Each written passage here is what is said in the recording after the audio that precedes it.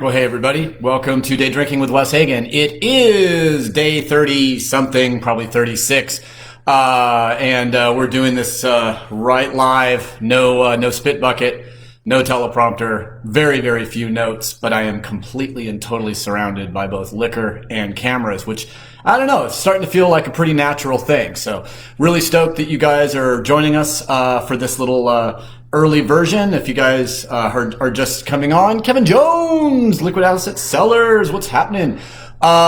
We do this Monday, Wednesdays, and right now we're doing it 5 days a week. I will be making the announcement later, and hey, Don, that we're going to Monday, Wednesday, Friday next week, and on Tuesdays and Thursdays, I'm going to be doing a little more show prep and a little bit more reading and a little more research. I feel like I've emptied about good 75% of my brain to you guys, and I don't want to start giving you shows that have recurring content. We only have so many wines at the Miller Family Wine Company. Thank goodness. I'm glad we don't have like 200.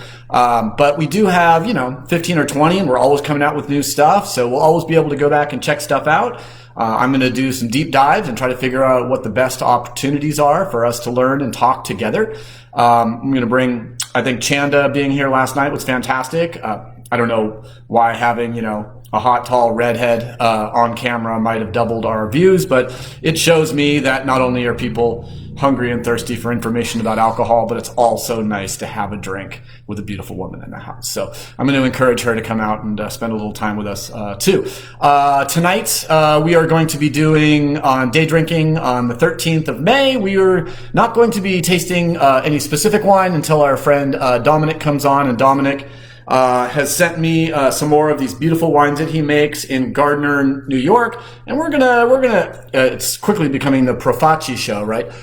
Steve, nice to have you here, Mr. South. And then so what we'll do is we'll talk a little bit about this melange. Now, melange would generally, I would consider this is going to be a blend, and if I know anything about Dominic loves to use both hybrid and vinifera grapes. The hybrids he grows in his small production backyard vineyard, and then he does buy some grapes from Lodi and other places around the place. So I will let Dominic speak to this wine, but if and when I see, there he is. So Dominic, would you like to tell us a little bit about the melange 2018 varietals and anything else you want to share while I open it and begin tasting it? And then tonight we're doing blending. So what I'm going to be doing is I literally have like every wine I've opened in the last 2 weeks that has been under those wonderful repour that I'm getting really good feedback from, by the way. For those of you who have been playing around with those repours, it seems like they've been working as well for you guys as they have for me and the other person who really turned me on to them, who was Will Costello, who is a master sommelier. So we've got, as Dominic gives us a little bit of information, and I'll pass that along to our folks watching on my Wes Hagen page. Remember, Wes Hagen folks, the feed generally is better over at J.Wilkes Wine Santa Barbara on Facebook, and I do start the Instagram camera at 5 o'clock. So that's generally what's going. But Tom, love to have you here. Tom O in the hairs, the great grandson of Bernardo O'Higgins, the liberator of Chile, the man who hid in a wine barrel in Viña Santa Rita during Chile's war for independence. How wonderful is that?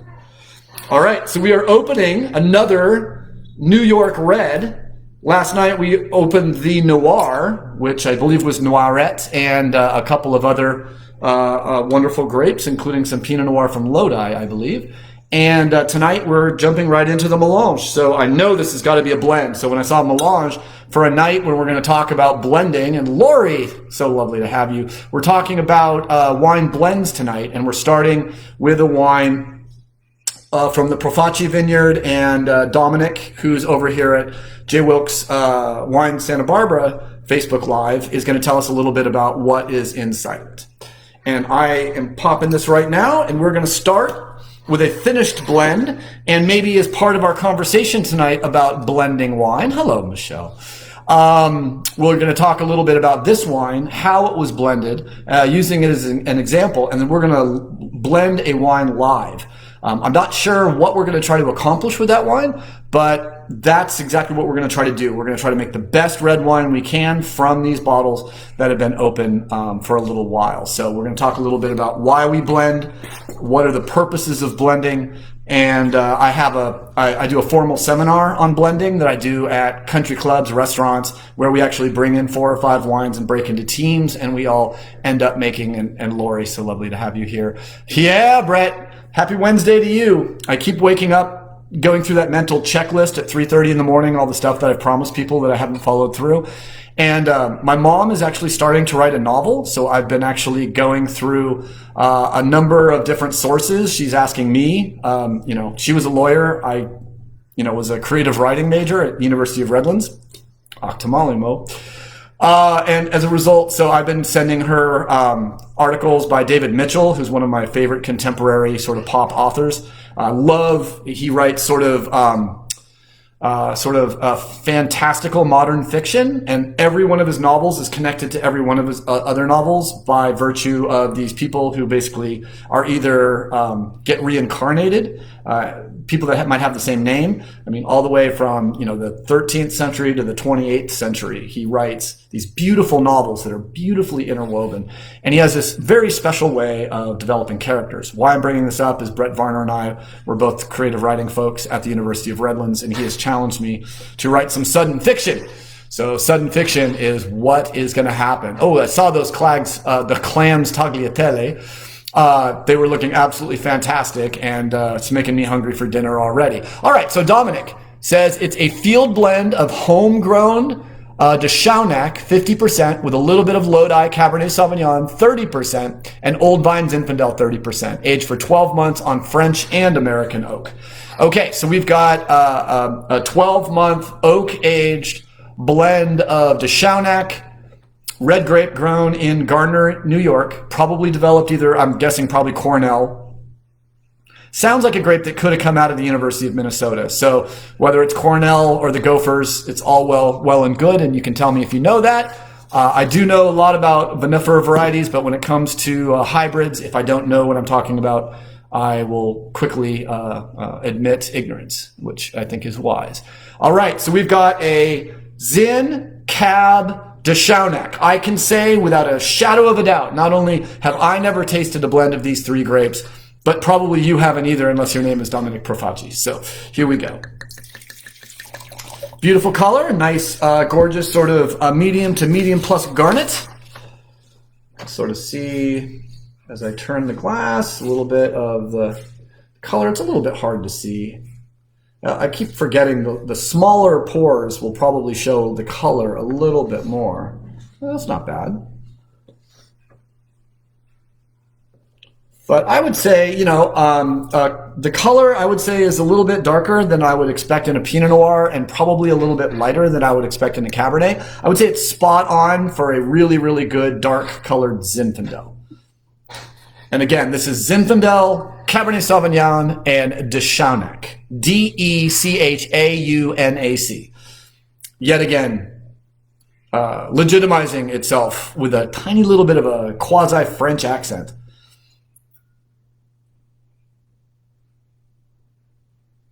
Good oak treatment again. Dominic, I really do like how you are taking any of the hybrid character out of these wines. Hybrid wines can tend to get a little kind of either mousy or a little bit, what's the word I'm looking for? Foxy. Like the smell of like the foxiest wine in the world is probably Manischewitz. And if you have as many Jewish friends as I do, you've probably drank Manischewitz once or twice. Although there's incredible wines that are actually coming out of the Golan Heights and other places in Israel. But one thing I love about how Dominic puts these wines together is he puts in enough oak that the oak really gives the wine a beautiful hug and doesn't allow some of the more slightly funky aromas to come out of the hybrid. So it really strikes me, if your intention is to make a wine that really, and Becky, welcome, and if your intention is to make a wine that really strikes the nose and on the attack and the palate, a wine that has vinifera character, West Coast flavor, European flavor, I think you're doing a very good job. All right, so we've got the nose. There's like some juicy red cherry fruit, a little bit of blackberry, blueberry kind of thing going on, but quite a good hit of oak. You said American oak, so when I'm looking for, hey, Mark, When I'm looking for American oak, what I'm usually looking for is coconut, dill, and high-toned, very, very strong vanillan aromas, because they are all generally driven by American oak character. So first thing I want to say is, in the nose, I wouldn't have guessed American oak, and in a red wine, I don't really like it when American oak is the predominant aromatic factor of this wine. So number one, Dawn, excellent. A lot of spice, a lot of clove, a lot of baking spice coming out of the 12 months on French and American oak. The vanilla is there, but I don't really get much dill or coconut. And coconut is usually the one that really sticks out. Now that I mention it, maybe coconut at edge of perception, but really, really well blended. Now I start thinking about the component parts. Do I smell Zinfandel? Do I smell Cabernet Sauvignon? And I don't know if I smell... let me see, make sure I say it right. De Chaunac. I'm going to have to write that down 100 times so I never forget it. I'm hiccuping and I haven't even drank anything. So I better start drinking, so if I keep hiccuping, at least I have a reason to.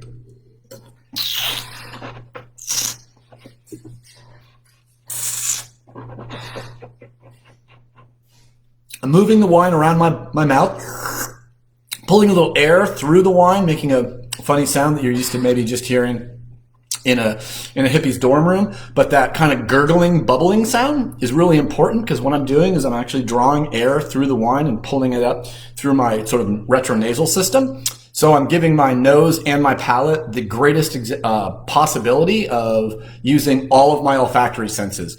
Unfortunately, I have a Y chromosome. I mean, my wife is probably glad that I have a Y chromosome, although who knows? Maybe if I didn't, we'd still be soul partners. Who knows? But my wife has a super palate, so I'm always really jealous. And women just generally tend to have better ability to smell and taste than men. Men might be a little bit better at hunting, killing, protecting, those kind of things, and warring. Women tend to be better at collecting, nurturing, as well of determining toxicity for the tribe. So generally the muscle of the man would sort of keep the tribe alive with meat, and the collection of the women, obviously the nurturing to keep babies coming. And very specifically, the nose of the woman is so important, because if the muscle of the man fails, tribe dies, because they're basically killed by animals or by neighboring tribes. But if the nose of the woman fails, the tribe dies of toxicity and perhaps of being poisoned or eating rotten food. So there's a clear and strong evolutionary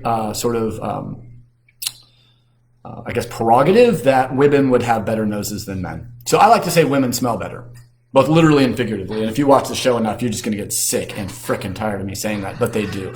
So, when we're blending, I really, really have to pay special attention. So I have to use every trick in the book. It's just sort of like, if you're 80 pounds and you're a judo master, you're going to basically fight different than if you're 350 pounds and you're a judo master. It's all about shifting your weight. It's all about the way that you move your body.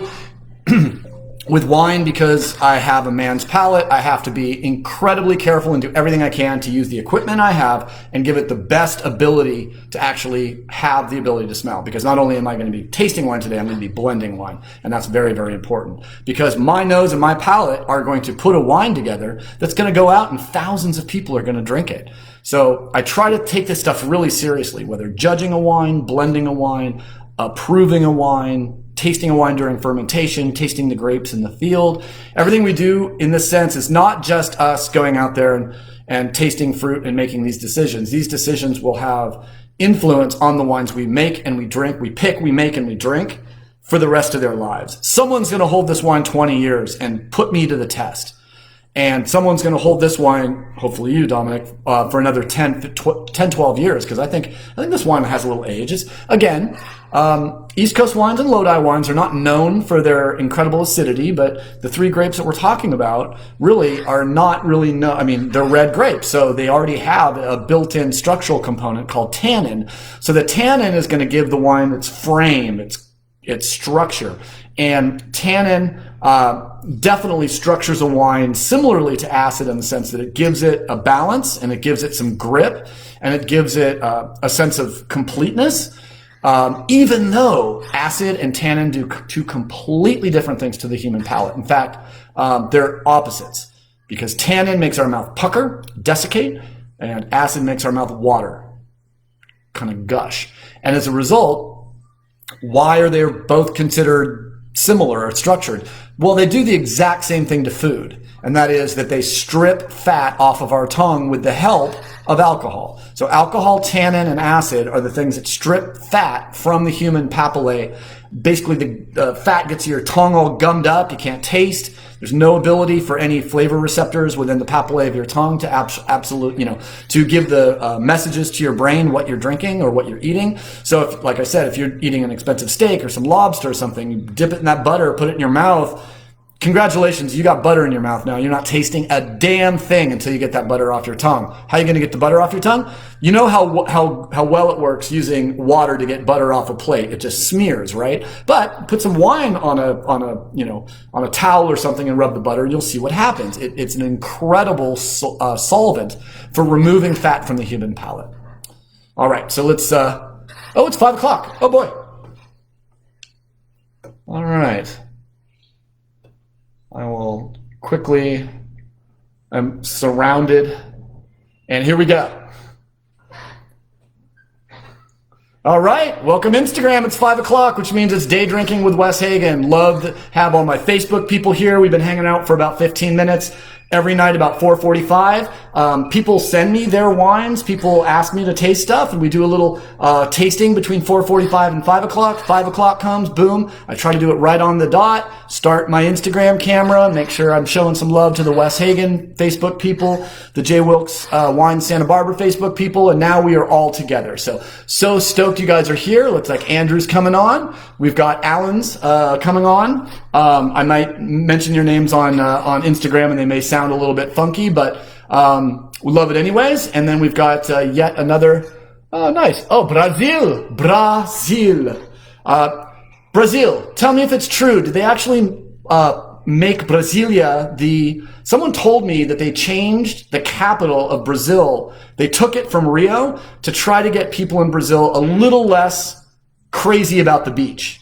That Brasilia would, and then I understand that you had like 100 years of coffee presidents that were completely corrupt to basically put like as much money and focus in the Brazilian government on coffee. I don't know. I know a little bit about Brazil. I do not speak Portuguese, but it's very interesting to me, and it's definitely someone that a place I really want to visit. It seems like it'd be a really cool place. Plus, there are places in Brazil between the 30th and 50th parallel that I'm pretty sure you could grow some pretty good wine. So what have we been talking about for the last 15 minutes? Dominic Profacci sent me a beautiful bottle of his Melange, which is a blend of de Chaunac, which is a grape I'm pretty sure that was developed either at Cornell or at the University of Minnesota.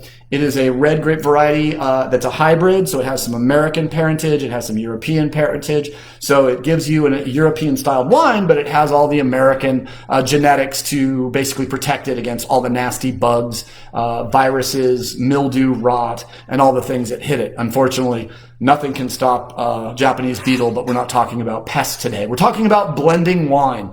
So welcome to Day Drinking on the 13th of May, 2020.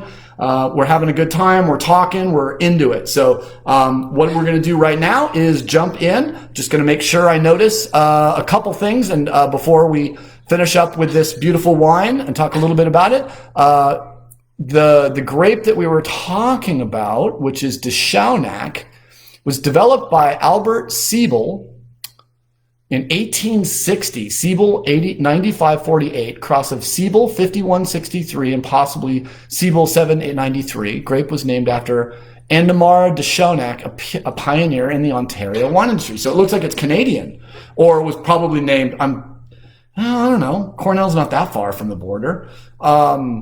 Really cool. Well, it seems like it was, I don't know if Albert Siebel in 1860 was involved in any one of those specific universities. I know Cornell was there. I'm I'm assuming probably the University of Minnesota was there. My guess is he might have just been an independent guy who put this all together. So that's cool.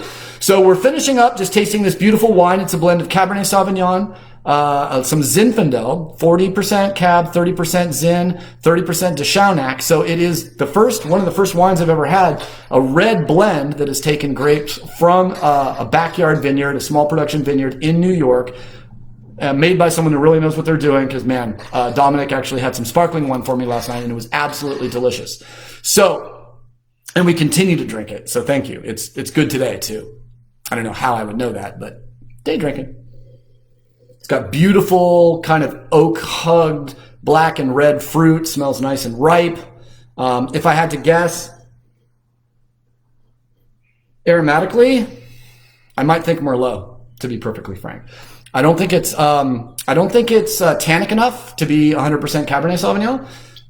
And I would guess that de Chaunac grape would probably give quite a decent amount of acidity. It probably holds its acidity pretty well. But I'm not finding overt amounts of acidity. I don't find Central Coast or Santa Rita Hills or Santa Maria Valley levels of acidity in this wine. My guess it's probably about 3.65, 3.7 pH, and probably about 5 grams of acidity. Beautifully blended. Really spicy, and I love how that oak is showing. I'm really interested in 3 to 5 years. I think the oak is going to integrate in this wine, and we'll talk a little bit about oak integration. But my main focus tonight is going to be teaching you guys how pro winemakers blend their wines, what we consider, and basically giving you the tools that if you wanted to have a blending party at your house, it is so damn easy. Let me tell you what I do to do a blending party. People invite me out. I go to I've done this probably 20 times. I've done it at Mizzou, University of Missouri. I've done it, I've done it at various country clubs. I've done it at restaurants. So we'll try to keep it simple. We normally will take 4 bottles of wine. Normally I'll bring 3 bottles of red. I'll bring a bottle of Cab, a bottle of Zinfandel, and a bottle of Pinot Noir. And then I'll bring a bottle of white, like Pinot Blanc. And I'll put one of these four bottles on every table, and then I'll give them these. Yes, I'm going to go all Walter White on you tonight. Yes, but in the end, we will just continue to just have the drug that we started with, which is ethanol, which is a beautiful byproduct of glycolysis, which is just yeast trying to protect its food source against nasty animals like us who come in and try to drink their alcohol. All right, so graduated cylinders. These are, I just put a couple of these on each table, a couple of glasses, and then basically what I have them start to do is starting to take notes of what wines they're putting in together. And you would say, are you blending rosé? Why would you go 3 reds and 1 white? And the answer is I want them to have the opportunity to add a little bit of white wine to see how it impacts the aroma structure of a wine. Now, you might be saying, well, I know, Wes, in the last, 5 weeks, you talked quite a bit about co-fermenting, which means putting the grapes together while they've turned from grapes and juice into wine. So co-fermentation of up to 10% white grapes in a red grape fermentation does what? It makes a darker wine, which is impossible, right? How do you put white grapes in a red grape fermentation and end up with a darker red wine? It's true. It always works, and I'll tell you why. That is that the enzymes within white grapes release the color compounds within red grapes. So the anthocyanins and some of the polyphenolic compounds between the exocarp and the mesocarp of the grape in these little vacuoles, they're just filled with all these wonderful compounds. And to get those compounds into a red wine, you got to crush the berries, you got to mix the berries, you got to keep it in contact with the juice. And then what really ends up happening is once the alcohol starts being created by the yeast, the alcohol becomes a better solvent than the water that was in the grapes. And the alcohol begins to draw some of these phenolic and polyphenolic compounds out of the grapes to give the red grapes its color. But the magic is if there's up to 10% of white grapes in that fermentation, not only do you have the alcohol, not only do you have the mixing and the physical action of breaking up the grapes to actually bring out some of the color, you've got these pectic enzymes within the white grapes. For example, if you ever spill red wine on yourself, take a little bit of white wine and try it. It works almost, if not as well as peroxide, as an oxidizer, because what you're doing, you're putting a little white wine on the stain. The white wine is actually releasing the red anthocyanins and color compounds. So when you blot it off, you'll get a better clean than using water or something else. It's a hell of a waste of a sip of white wine, but we got to do what we got to do. All right, so I'm going to enjoy the last of this New York. It's so nice. It's sort of like the transcontinental wine, sort of like nailing in the golden spike. We've got California meets New York, and those are two really important places in the United States. And I know I at least said it once before on the show, but this is actually very important to a wine that's 70% California, 30% New York. What was the New York Times headline on the day that they drove the Golden Spike and connected the Intercontinental Railroad? I believe it was in Utah, between the East Coast and the West Coast, when you could get for the first time, you could just get on a train and go all the way across the country. What was the headline? California annexes the United States. So, welcome to the promised land, baby. It's a beautiful, beautiful thing. Yes, California's expensive. Yes, our taxes are too high. But you know what? Ferraris are expensive too. And you got to work your ass off to live in California, just like you got to work your ass off to drive a Ferrari. And once you're behind the wheel, it's exactly the same. Both the ride and the view is incredible. So I'll leave you with that, and let's blend some wine.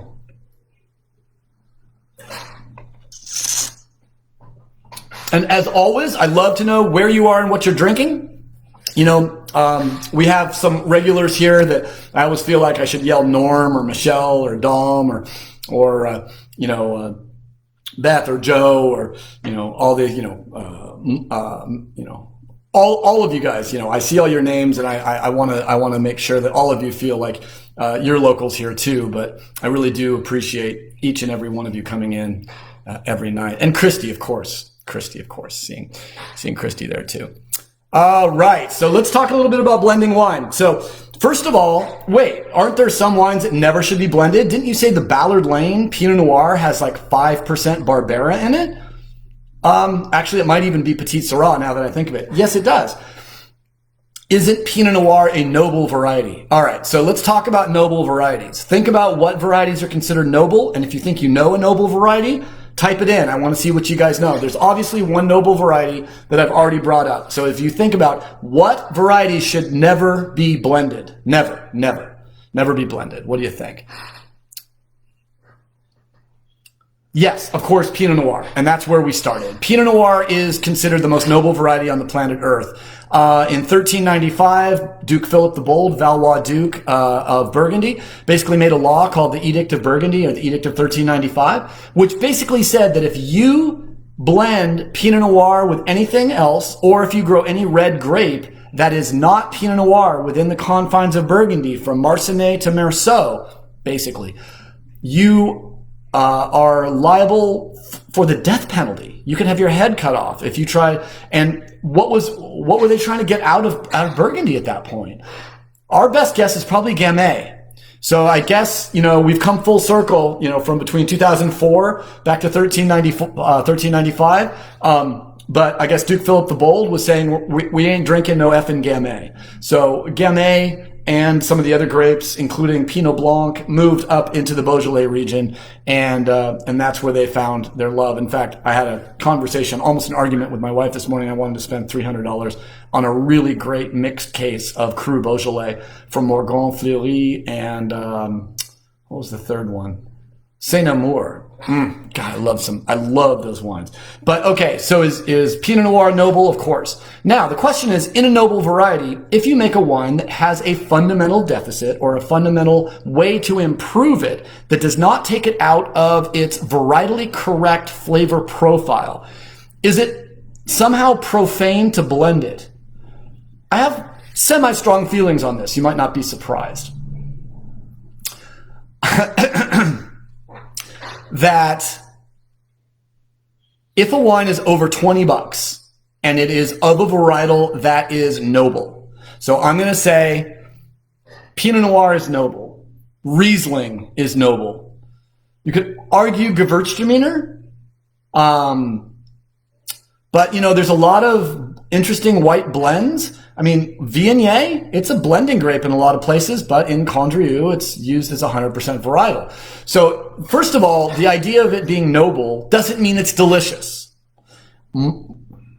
I guess, you have to kind of balance as a winemaker when you're blending and you've got, these in your hand and you got this in your hand and you're thinking about thousands of people that are going to be drinking the wine and second guessing.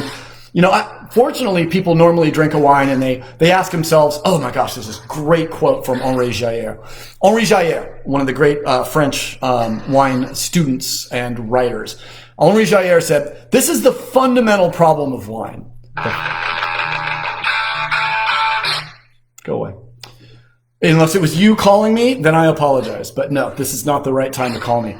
Henri Jayer said the fundamental problem of tasting wine, the fundamental problem is if I put one wine in front of you, what is the fundamental question that you ask yourself when you taste it? So let me grab 2019 Pinot Blanc. Yes, I said 2019. It is not released, and I'm excited about tasting a little bit of this wine. And I brought it out to help me blend, and I'll explain why.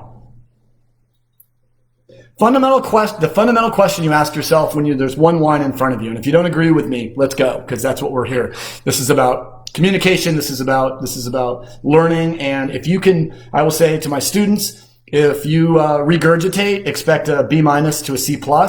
If you prove me wrong, that's how to get an A. So go at it if you can. The fundamental question, if there's one wine in front of you, is, do you like it? Do you like it? Is it good? Do you go back to it? Does the bottle empty quickly? Is it tasty? Is the wine good? Is the fundamental question. If I put two wines in front of you, what does the fundamental question become? Fundamental question becomes, which do I prefer? And herein lies the difficulty. Every wine deserves its own space. Every wine deserves to be by itself. Just like every one of us deserves to be heard, every wine deserves to be heard in its own voice. There's going to be someone who sings better than I do. I used to sing beautifully before my voice changed. I'm not that great of a singer anymore. My wife puts up with it when I'm in the shower or when I'm in the car. There's very, very specific rules in our family, what songs I can sing and what bands I can sing. But in general, I would say that the issue with most wines, when you put them next to each other, it becomes a beauty contest. And every wine, good wines, I think good wines are really going to have the, a character that's going to show us how beautiful it is, right? But I would say, okay, now this is going to be a tough one. What percentage of all wines I've tasted would or could have been improved by blending? How many vineyard designates are worth the vineyard designation and the price that you pay for it? I'm going to go 90% of all wines can be improved by blending. And I'm going to get myself in trouble here and say 95% of all non-European vineyard designated wines could be improved by adding other vineyards. It is so rare when a vineyard can produce a wine that is absolutely complete and can't be improved upon. That's why I love what we do at J.Wilkes. At J.Wilkes, it's all about blending different vineyards from an appellation to show what the appellation tastes like, so we can get an understanding of somewhereness without having to pay for site. You pay for place. And fortunately, the Santa Maria Valley is not Sonoma Coast. It's not Howell Mountain. It's not, it's not Vosne Romani. So you're not going to pay $100 for the blended wines from that region. That we can make an AVA designated wine, still sell it for $20 to $30 and really make amazingly delicious wines. So that's kind of where I'm going with that. Henri Jayer, quite a man. Okay, real quick. So what is the purpose of blending? We talked a little bit about noble varieties. I don't believe noble varieties have to be noble under $20. Over $20, I expect them to be. If I'm buying a Pinot Noir over $20, I expect it to be 100%. If I'm drinking Riesling that is over $20, I would expect it to be 100% Riesling. I do not expect under $20 to have Riesling or Pinot Noir tell me what else is in it, because I realize it's not a good marketing move. You would prefer. Now, in California, what's the law? How many percent of Pinot Noir does it have to be in order to put Pinot Noir on the label? Well, the TTB, the Trade and Taxation Bureau, and the ATF, who does our label approval, in California says 75%. So as long as a wine is 75% varietal. Now, wait, how do they know? Do they have a special DNA test? No, it's self-reporting. So how often does this get cheated? Depends on how the moral compass of the company you're working for. The moral compass of the Miller Family Wine Company, we report our alcohols accurate to 0.1 after testing it twice. So if it's 14.0 and if we just put 13.9 on the label, we would pay 1/3 of the taxes. We still pay 3 times the taxes just to give an accurate reporting of our label. The conservative nature of the company and I sometimes kind of butt heads a little bit, but when I was hired, another secret about Wes Hagen, when Nicholas Miller hired me to be the winemaker at J.Wilkes, I asked myself, so what is the culture of the Miller Family Wine Company? This is before we actually called it the Miller Family Wine. What's the culture at J.Wilkes? And he told me, quite honestly, we are a very conservative company. But we want to hire US to drag us kicking and screaming into the 21st century. So anytime I'm a little on the edge, anytime I'm pushing, I make sure that I remind Nicholas that, remember on my day of hire, you told me you hired me to bring the company into the 21st century kicking and screaming. So I do have that opportunity. I do kind of get to be the toy in the bottom of the cereal box of the Miller Family Wine Company. Part of my job is to be exciting, performative, fun, and to encourage folks to drink. That's my job, and I'm pretty cool with it. All right, let's get into the blending stuff. I am very easily distracted. And I'll make sure that I go through and see everybody and welcome everybody here as you go. In fact, let's just do that real quick. Tammy's in the house. Tammy Heron, love to see you. Johnny Cash, the woman in black. I don't know who Johnny Cash 57 is, but your picture makes you look a little different. And looks like we've got the La Montagne Winery folks here, who I worked with at Clos Pepe in 2011 through 2013. Love La Montagne. They're making beautiful wines. Joie de vivre. Oh, that's wonderful. Dead Lioness. I know that your name's from a poem now. I don't want you to tell me. I am actually a creative writing major with a focus in poetry. So I'm going to go back and look. Dead Lioness. What would I? Okay, anyways, yes, and Dead Lioness asks, is Chardonnay considered noble? Absolutely. Absolutely. Riesling Chardonnay. Chardonnay is considered that as well. Last year in May was the 150th anniversary of driving the Golden Spike in Promontory Point, Utah. Carol and you were not there, Mr. Gottlieb. I do not believe you. And Richard Reel's in the house and the boss of floss. That reminds me of that Frank Zappa song, Going to Montana Soon, going to be a dental floss tycoon. Such a silly, silly man. Such an incredibly silly man. Cool. And we got Ruth in the house and Michelle got here and Christy came in. And we got Phil, of course. Love to have you guys here. Al's in the house. Is Gamay Noir a noble variety? Yes. 95% of all Gamay I've had is I don't remember seeing Gamay as part of a blend that I can remember. But yes, I would say definitely. Now, Nebbiolo, I would say noble. How about Zinfandel, Zinman? I would say Nebbiolo, absolutely. I would definitely say I would go ahead and throw Zin out there too.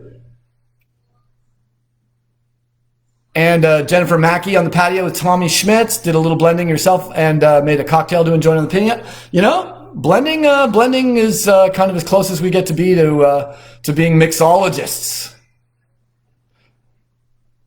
Yes, every instrument needs its space in the sound, just like the blend.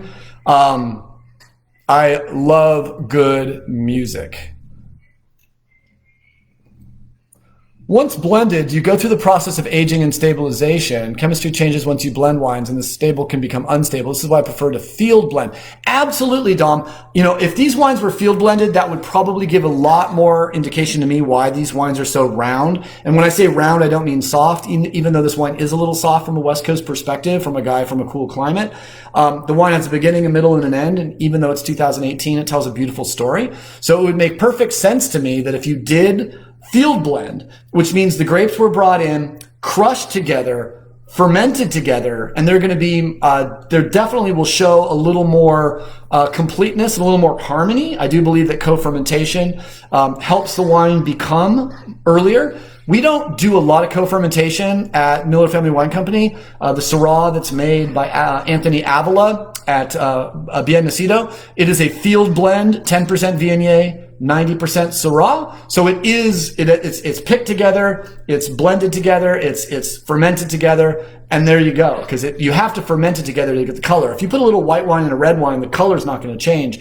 The grape skins have to be in contact with each other. So I would say, Dominic, that I absolutely, and Gary Burke, welcome, I would absolutely agree with you that if you are going to have a choice whether to blend the wines at the end after they're done or to co-ferment and go that way, I would always say whatever you can do to combine whatever you're going to do with the wine as early as possible. That is my rule. If you're going to have to add a little bit of sulfur dioxide, or that's a bad example, but a little copper sulfate because the wine's starting to stink, or some if you're going to try to manipulate the wine a little bit, I always say the sooner you can do it. If you got to add a little water and acid early. If you really add anything except sulfur dioxide to a wine after it's done fermenting, you pretty much screwed up in my book. I always want to make it happen as early as possible. So really quick, I want to go through sort of my criteria of blending. So sort of, piece by piece with the wine. First thing I want to talk about is fruit. Now, if a wine lacks a little bit of fruit in the palate, the mouth, or the nose, that's why we would blend something in that's even brighter, a little more primary, a little jammier, little maybe even riper, to give the wine some lift in the nose and some lift in the fruit. The first thing people want to smell in a young wine, especially in a buyer who's considering putting it by the glass at their restaurant, or someone who wants to buy a case for themselves. I don't know a lot of people. I like old wine, but I still love the smell of primary fruit in wine. So we blend wines to make sure that there's fruit in the nose. Body is very important too. Maybe you're making a Pinot Noir and it was a hot year and the wine got bleached and it just looks like rosé.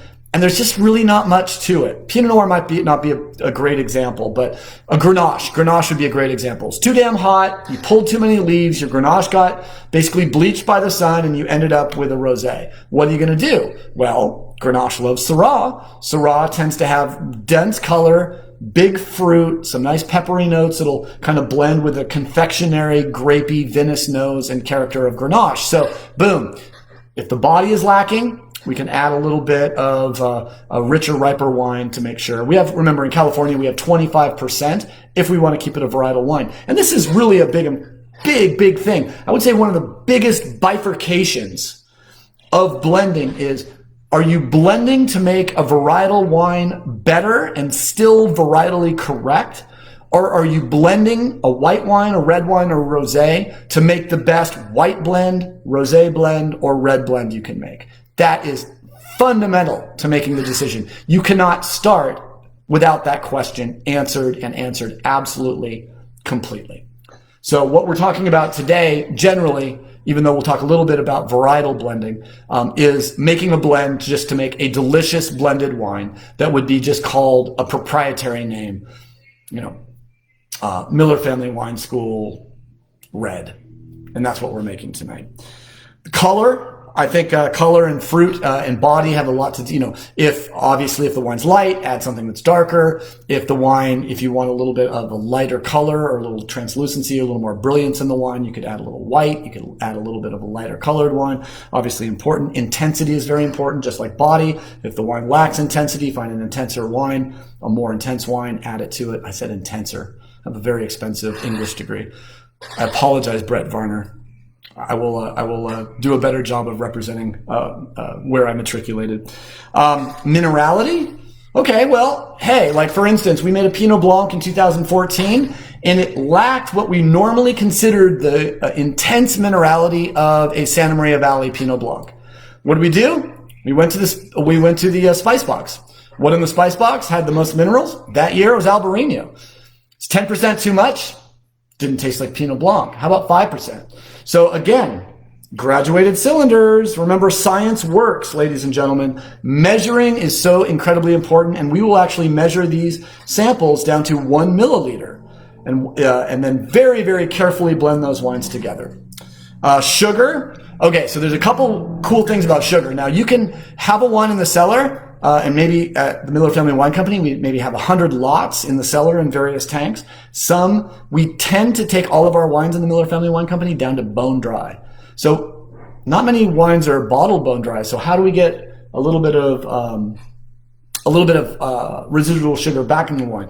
Residual sugar is really, really important to a wine. You don't understand how important it is, because a wine that is absolutely 100% bone dry can be a little much, a little intense, a little too structural, a little too acidic, a little too tannic. So what we like to do is do back sweetening trials, and what we use is a mute. And a mute, it's spelled just like mute, like I can't talk, but mute.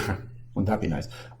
Mute or mute, the French word, means basically you take sterilized juice from the same fermentation before the grapes fermented. So you take some juice out of the ferment before you ferment it. You sterilize it in a very special proprietary process to make sure that it is sterile juice, and then you freeze it into a cube, or keep it in a fridge, or keep it sterile, cold. And then when you're going to bottle, you go back and you get the juice from Pinot Blanc, you get the juice from Pinot Noir, you get the juice from Cabernet Sauvignon, and you back sweeten it with that juice. It's a very expensive and very labor intensive process, but we find it makes a much, much, much better wine.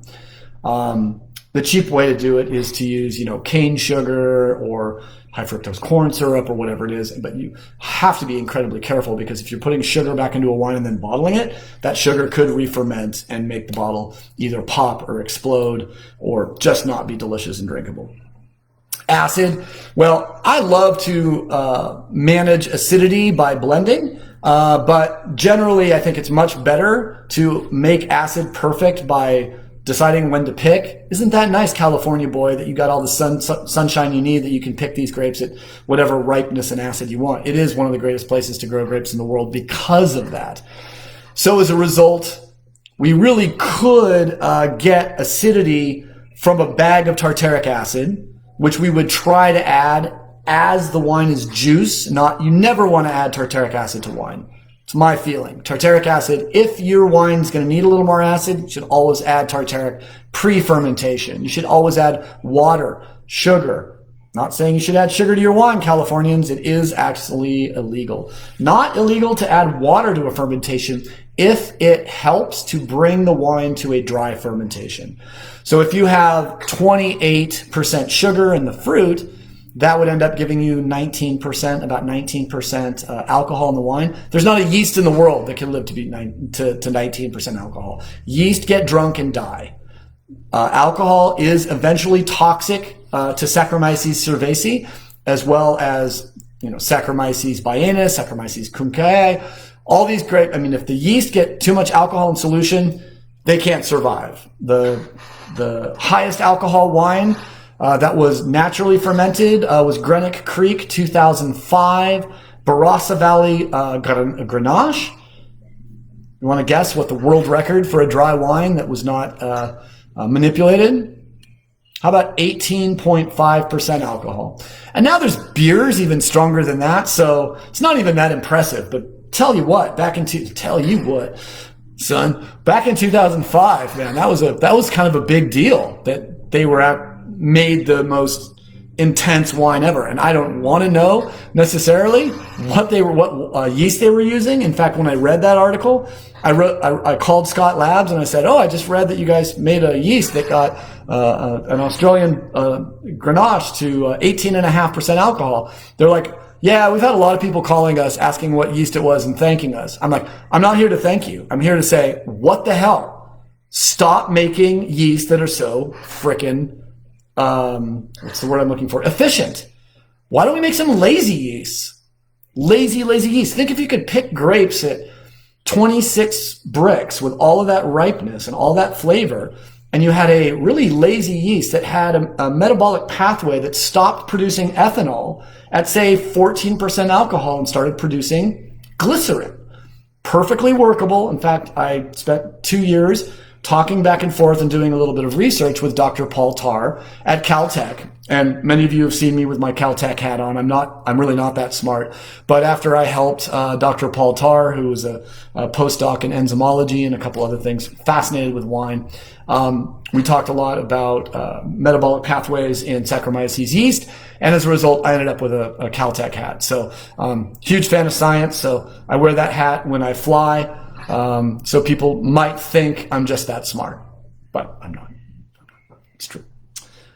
Cool. Okay, so we got to understand your base wines. The most important thing is you cannot blend without knowing what wines you're using. So having the alcohol, having the pH, having the titratable acidity, having as much information about those wines as possible. And what we do when we blend, we first of all, we taste each individual wine and we make as many comments and notes as we can on that wine. But it's a different kind of notes. It's not like blackberry, blueberry with a little Susanta baking spice.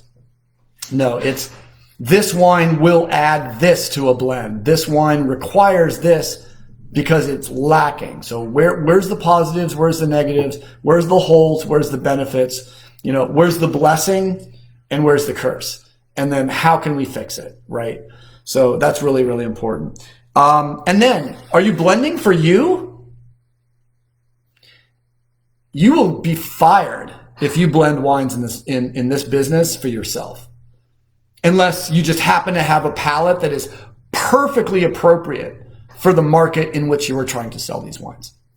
That is really, really important to understand. So you are not, remember my story about Max Lake, the guy from Lake's Folly that came over that hated Chardonnay, and that we were tasting Chardonnay at a panel at LA International Wine Competition. And 2 silvers, 2 golds, couldn't decide, gave it to Max, he smelled it, and it was given to Max because Heidi Peterson Barrett knew that Max hated Chardonnay and she didn't want the wine to get a gold medal. So she gave it to Max. Max swirled it, smelled it, tasted it. Heidi said, "What do you think?" He goes, "It's a gold medal wine." Heidi said, "You don't like Chardonnay." He said, "Yeah, you're right. I don't like Chardonnay, but it's a gold medal Chardonnay." That changed my life. That is one of the fundamental, seminal moments in Wes Hagen's wine education. It's not about me. Clos Pepe, I can make wines that were really focused on what I love to drink.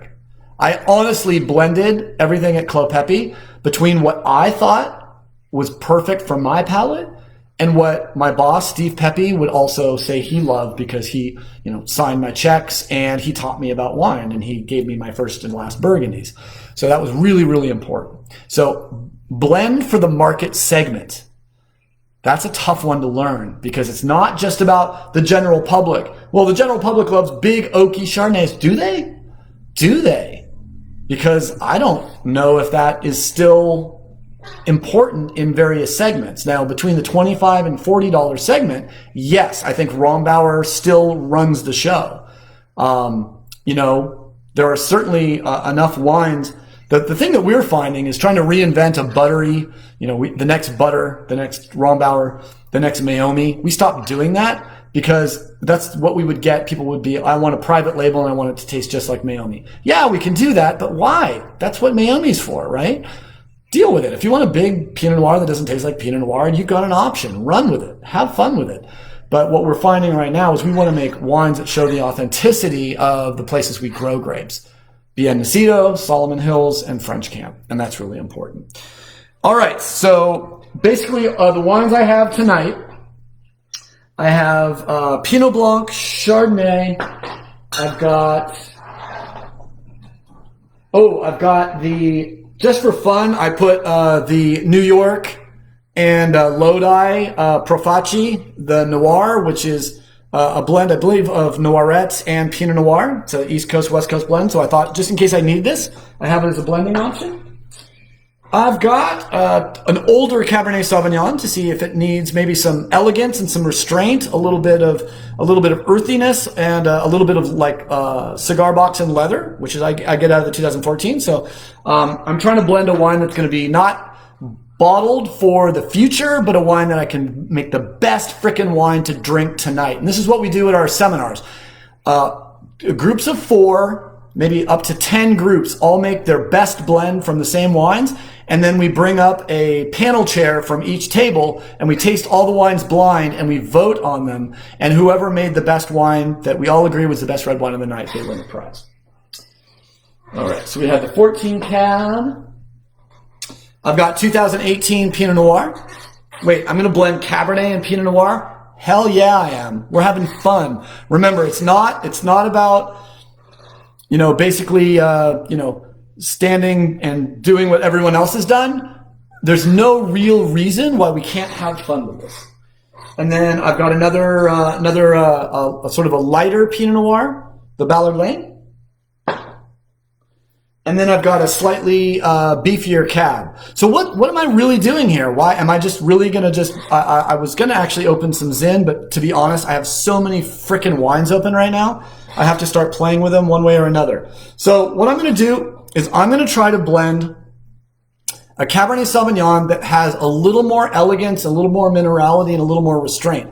I'm going to try to blend a Bordeaux. Okay. So first thing I'm going to do, I'm going to taste the Barrel Burner Cab.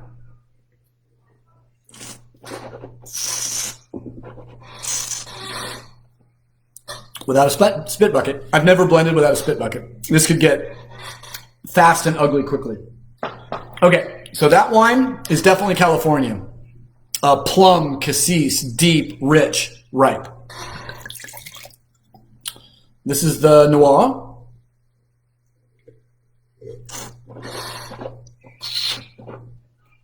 The oak has definitely taken a little bit of a back seat after 24 hours.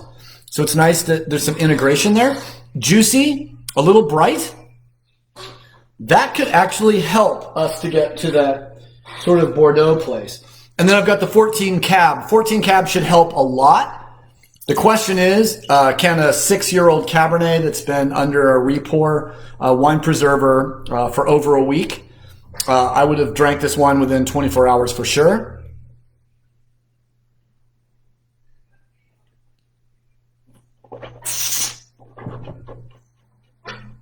Tiniest little bit of VA in the nose, but very clean in the mouth.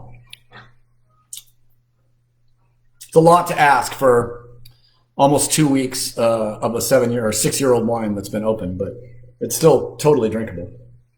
Just has a little more graphite, a little more earthiness to it.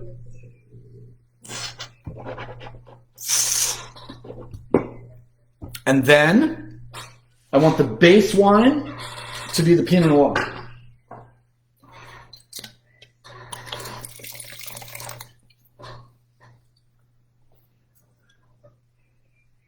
Mm. 18 sound as a pound. When did we taste the 18? Like 4 days ago? I didn't even. This might have been under a repour. I might have just ran out of repours that were open and just put it in a stopper. Oh man, the 18 is so good with a little age on it. If you get an 18 Pinot Noir from J.Wilkes, open a bottle and drink it over 3 or 4 days because it is really showing some dense, interesting, beautiful red berry fruit that's just incredibly pervasive in the palate. Really, really enjoying that a lot. All right, so base wine, Cabernet Sauvignon. So the base wine is not going to be Pinot Noir because we're trying to blend a Bordeaux style. So what I'm going to be doing is now, if you have 25 different wines in your cellar, for God's sake, have 25 wines in front of you. I'm using just what I picked off the shelf to try to blend the best wine I can. So this is a fun little thing to do at a party just to see who's got the skills. What you'll probably find out is there's going to be someone in the room that doesn't think they know anything about wine that's going to put a blend together that's going to blow doors, and it's going to be a woman. Get ready for it because I just think they have... I don't think women are that upset that men hit each other on the front line of a football game. We should feel exactly the same way that women have better noses than we do because it's genetics and we're better at beating each other up and they're better at smelling and nurturing. It's just the way it is. All right.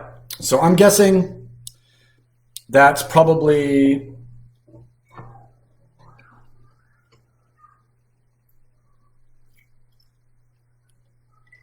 I guess if I'm teaching you guys to blend, I should do this right. Wow.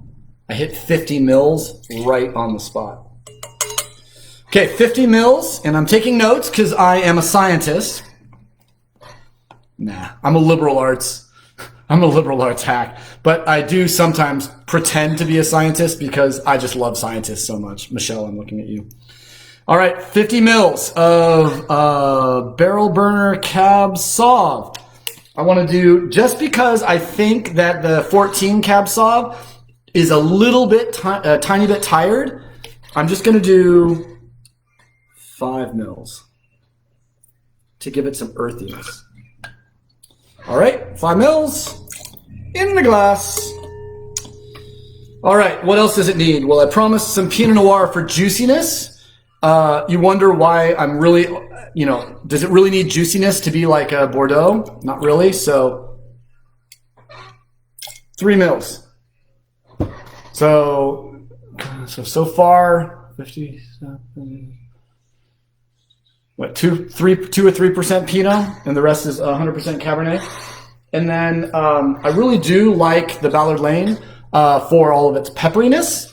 So I'm going to do the exact same thing. I'm going to do another 5 mils. Now, of course, as I would be blending, we would do this probably for 2 or 3 days for one wine, where we would just go through the first day, get the best blend we can in 8 hours, and then write our blend down, come in the second day. First thing we do with a fresh palette, make that blend again from fresh bottles, and then rip it to shreds, and then put that as one of the wines to beat, make another blend. And we always want to have 4, 5, 6, 12, sometimes 20 blends to go against each other, to put all in glasses, have someone in the room renumber them, code them so we have no idea which is which, switch them, taste them, then recode them, switch them again, and do kind of like a scorpion test, or a test to see if you really know what you're tasting. Like, make sure that the notes are, when you switch the wines, that the notes are still consistent, which consistency is the hobgoblin of this process. And then, just because I'm a freak, I'm going to put in 1 splash, like literally 2 mils.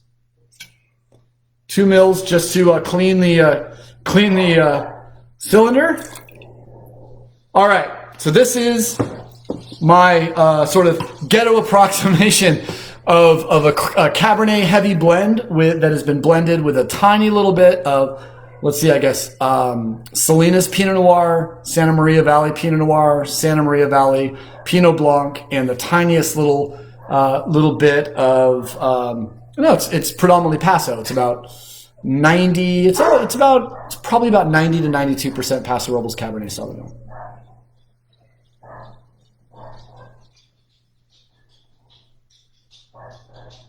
The 14 is winning.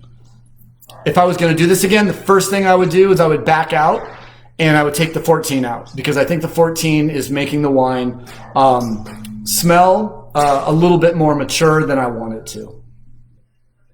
One thing I really didn't do is to define the criteria for the blend. That probably would have been a good idea, to say the exact kind of wine I made. Like, finally, when I showed you the wines I had in my little creative brain, I just decided, well, looks like we're going to be making a cab with a little bit of white wine and Pinot Noir influence. So let's just call it a little bit more Bordeaux style. We're looking for complexity, elegance, restraint, and a little bit less extract than California, and a little bit more complexity. So if that is the criteria, where the hell does dill come from in this blend?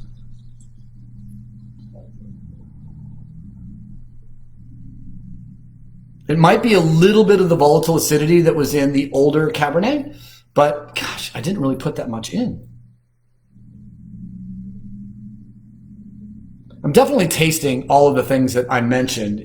But it's interesting that, just in the same way, sometimes kids take after one or the other, their parents, and if the kids, if you have 4 kids, maybe 2 take after the father and 2 take after the mother. Whichever wine sometimes will have a strength and a character that will be inimitable, that will also be incredibly strong in the blend. I'm very, very surprised with the small amount of the 14 that I put in here. In fact, I'm going to make this. I'm going to test myself. I've poured out the wine that I just made, and I'm going to make I'm going to pour without using a graduated cylinder. Because really, I didn't really change my graduated cylinders very much. And just to be super sexy, I'm going to add a little of this New York blend. I mean, a little. All right. So now I've taken out the 2014 because I thought it was problematic in the way that the nose and the mouth were tasting. So again, normally we would be doing this. I would have Grenache, like 4 lots of Grenache, 4 lots of Syrah, 4 lots of Mourvedre, and we would try to be blending the best GSM blend that we could, Grenache, Syrah, Mourvedre. That would be a beautiful thing to do to make a wine that would, and maybe we would keep a Chateauneuf du Pape, a really beautiful Chateauneuf in the room. Remember to use references. And so when we blend, the first thing we'll do before we even start blending is we'll open a bunch of wines. At least one of the wines, if we've made the wine in the past, if we're blending the Barrel Burner 18, we got the Barrel Burner 17 open and ready to go. And when we're a little confused or if we're a little confounded by the process, it's always go back to the last year's wine. Consistency, we want to tell a story from vintage to vintage. We want the vintage to show. Vintage is the wave, and you can only ride the wave you're given by nature. So it's very, very important to understand that. But in the end, we do want to know. And then we're going to pull wines in the same competitive set. Competitive set is, if you're involved in business, you certainly know what a competitive set is. So we want to look at Nielsen data. What is the best-selling Cabernet between $20 and $30 in the United States? And we're going to use that. We'll also, for the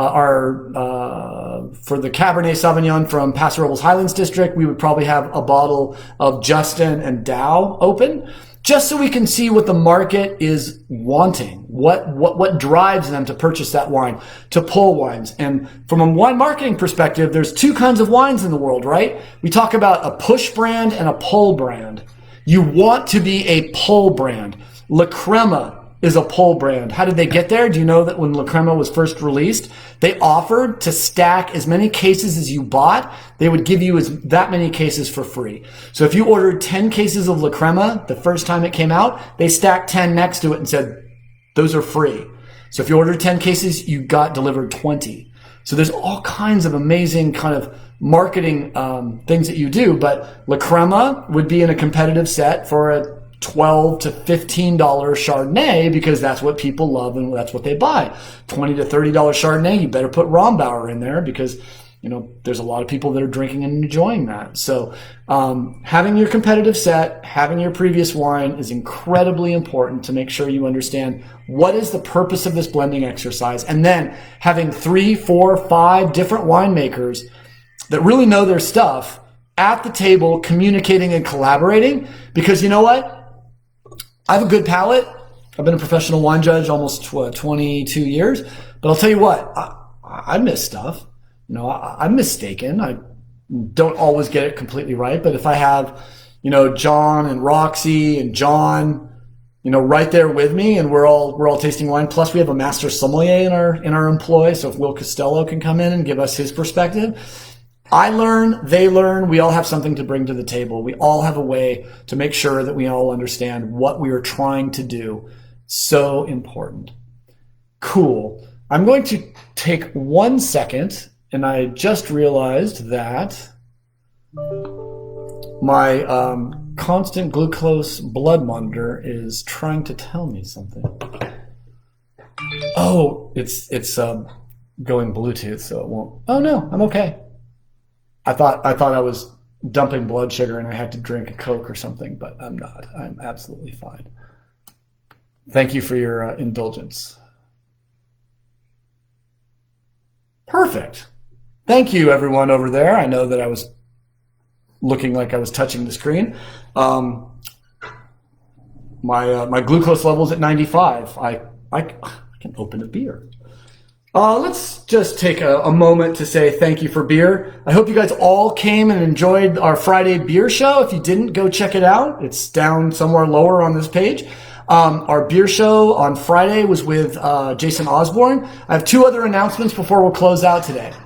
Number 1, the show is changing semi-fundamentally next week, which is I'm going to be doing these shows Mondays, Wednesdays, and Fridays. Tuesdays and Thursdays, I'm going to spend more time doing prep and reading. I want to bring you guys new and exciting new information. And I feel like I've reached a certain level in my wine education where I feel so comfortable talking about everything I know about wine that I'm not going any further. So I'm going to take Tuesdays and Thursdays as reading days, as prep days, to really bring you a lot of cool new information. So starting next week, Mondays, Wednesdays, and Fridays. No Tuesdays, no Thursdays unless we end up doing something fun. Fridays will always be with guests. Our guest on this Friday will be the Mezcal Maven, Michelle Ball. We'll be tasting 6 or 7 different mezcals. It should be fun just watching my face get red. Please do come in. I love mezcal, and this is an awesome sort of an excuse for me to drink a bunch of delicious mezcal. This is my current favorite brewery in the United States, probably because I don't live in Boston and can't get Trillium and Treehouse on a regular basis. But I will say that I think Alvarado Street, believe it or not, in Salinas, California, is giving any brewery in the United States a run for their money. This is their Grand National Alvarado Street Double IPA. It's a nice light 8% alcohol by volume. I'm actually kind of curious if this beer is hazy, but I have no clean glass on the. Can't tell by looking in the can.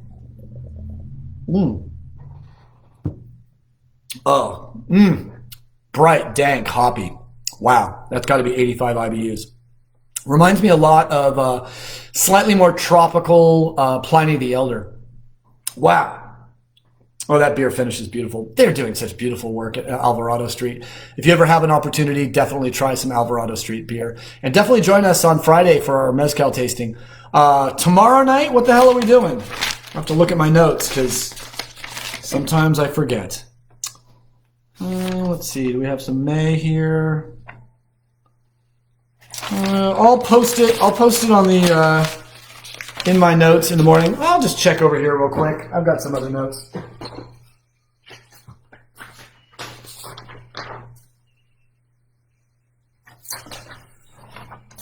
If you're interested in our subject for tomorrow, check my website, or check the J.Wilkes website, check the Facebook, Wes Hagen, or J.Wilkes Wine Santa Barbara site tomorrow morning. And by 9 o'clock, I'll have basically the calendar is already up there for the next 3 weeks with all of the guests that are coming on.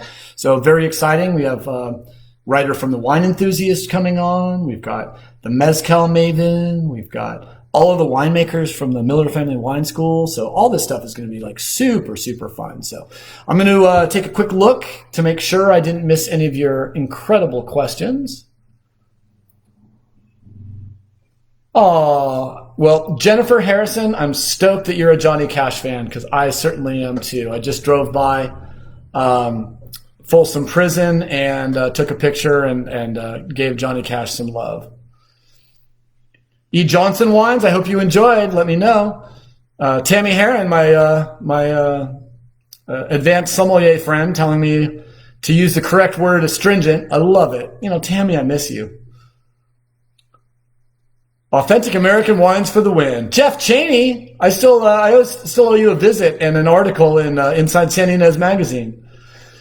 That's what red wine on labels from California, right? Yeah, red wine or table wine or red blend, I think can all be used legally on a label.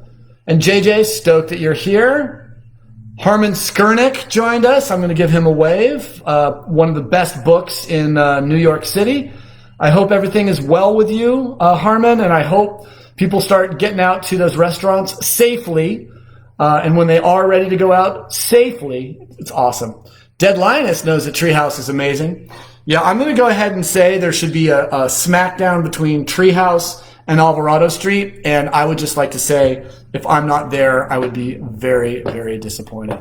All right, check out a little bit of what's going on over here. Got Michelle Shin is a Frank Zappa fan. Oh, that's just awesome. Man, that guy wrote some really intensely complicated music.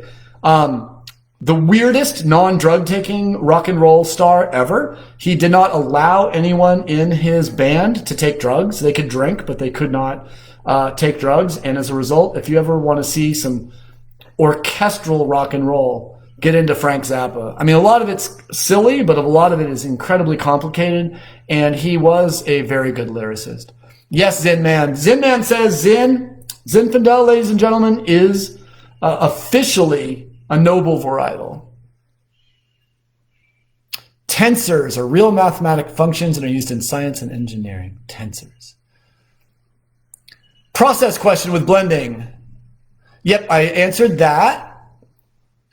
Part of being creative writers is our freedom to be artistic with the language. That is our creative license. I do not believe winemaking is art. I believe it is craft epistemologically. Art is the creation of a representation of a concrete. Craft is the creation of a concrete item made for the comfort and happiness of human beings. Is this a representation of a concrete? Feels pretty real to me. You cannot, I just can't call wine art. Can you posit a style on it that makes it so stylistic that it goes out of the sense of craft? I see making wine like making a chair. You take something from nature, like wood or grapes, and you form it into you put it into a form that gives humans pleasure. You can make a tree into a chair, so you can sit in that chair and look out over the world and understand the manifest beauty of this world. Just the same way that you can take grapes, put them in a fermenter, ferment them, press them, put them in a bottle, and put them into the world so people can open that bottle, drink the wine, and understand the manifest beauty of this way too short life. So I would argue that wine is a craft, and to the end, the best argument I ever heard for wine as art was from Rick Longoria, who said, well, how about those winemakers who can take decent grapes and make incredible wine? I'm not one of them. I take incredible grapes and make good wine. And that's how much the skill set that I have. So creative license, art versus craft, is a really cool thing to talk about. And John, down I think in Buellton, is drinking a 2013 red blend from Moretti. Love Moretti. Antonio and Jen, love them. 60% Dolcetto, 30% Barbera, 10% Nebbiolo. Classic Italian red blend for everyday eating and drinking. That sounds delicious. And 13 should be wonderful. We just lost Instagram because I went for a full hour. Oops. And you got a GSM from the Côte de Rhône. Sounds beautiful, mellow and elegant. Tons of red fruit with a hint of pepper. It's amazing what global warming's doing for French and European wines, making them very much more similar to California wines, which they used to talk a lot of smack about. Yes. And Dominic, if you do choose to go to the Rhone, reach out to me first. I do know some producers over there and some folks that can set you up with some incredible appointments. Basically, the fact that you guys are hanging out with me is important enough. And obviously, we've lost the Instagram people, so we'll just talk a little smack about them. No, I'm just kidding. But my Instagram or my Facebook folks, you now have a friend in the wine business. So if you need to ask me some questions, feel free to look at the website, send me an email. It's just whagen@jwilkes.com. And if you're traveling someplace, let me help you make some appointments. I'll be somewhere between helpful and Julie McCoy, cruise director for your next wine adventure. So put me on the spot. And Firefly Ridge, Central Coast, not too shabby, says Christy Marshall. She tried a Chardonnay from the store. Hey, if you're willing to go into a store, I'm proud that you're brave. I just had my mother-in-law send me 2 homemade masks today. So I am loved, which is wonderful.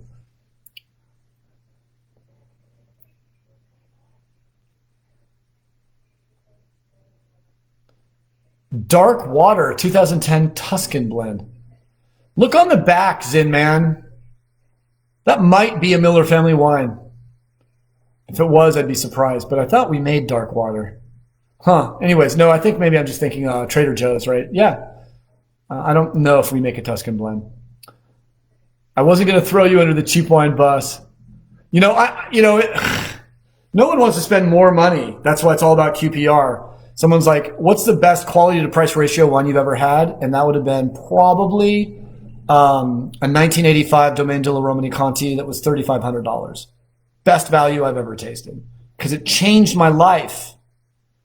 It was worth 5,000 $10 bottles. Glad you guys are having that wonderful. And Mr. Toad's Wild Ride, is that still open? Because that was kind of like my favorite ride as a kid because it wasn't scary, and I mean it wasn't scary, and Haunted Mansion kind of freaked me out, so it's a little odd. 200 Motels. I haven't seen that. I think I saw like the Shark one. Love Shark. What was it? Doug Shark. Anyway, great explanation. Fantastic. Well, I'm going to look really quick on just say Dan and Vince and Mark McPhillips and Terry Sanders and Kelly. So lovely to have you back.